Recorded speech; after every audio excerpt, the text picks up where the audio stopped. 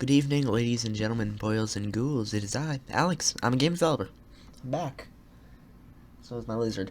But yeah, a few more things to note about the gameplay mechanics for Scrutinized. I've been playing it a lot. I think I have how the base mechanics worked, all down to the audio cue that Tanner makes when he shows up on one of the security cameras.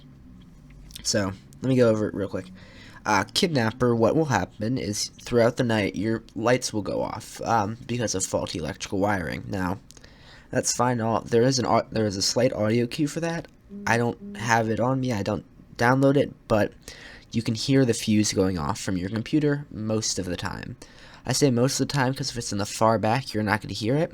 So I do suggest making rounds about every 5 minutes. Don't make your rounds before you finish a report, though. Your finishing a report takes a long amount of time. You will probably die before then. Also, before you submit your last report, be sure that before you submit it, be sure you go around and make sure all the windows are locked and the lights are on. If any of the windows are unlocked and the lights are off, you will die during the night by the kidnapper.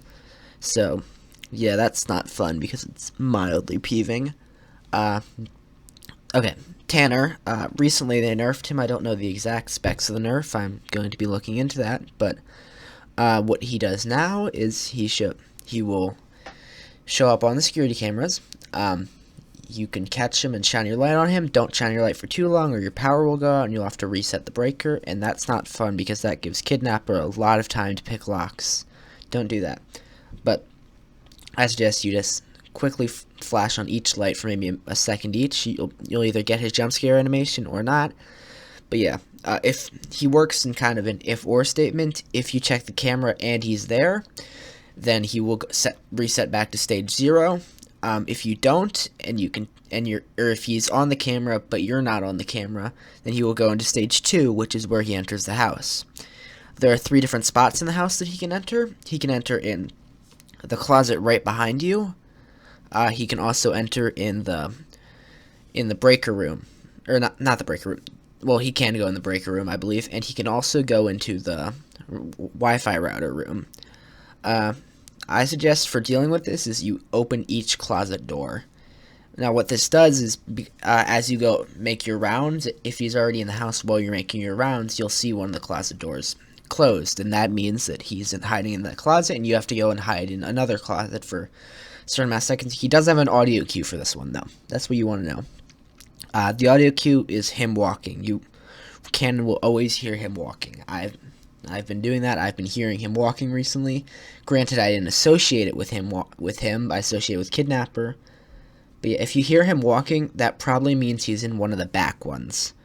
Now, if he's because he has a visual cue if he's in the front one. If he's in one of the back ones, what you want to do is not approach the hallway, because if you approach the hallway, he'll come out, he'll be like, well, this is awkward, and then he'll tackle you and you'll get sedated. Not fun. If you hear him walking, I suggest you go and check to see if the back one is closed. If it isn't closed, hide in it. Because that way, and then you wait for his audio cue to come back. Now, that gives you just about all the mechanics right now. If you guys want to see more of this, leave a like and subscribe. And if I get even 1 like, I will do a video on how to properly do the formations for solving one of the, what's it called? Suspicious person reports. That's it.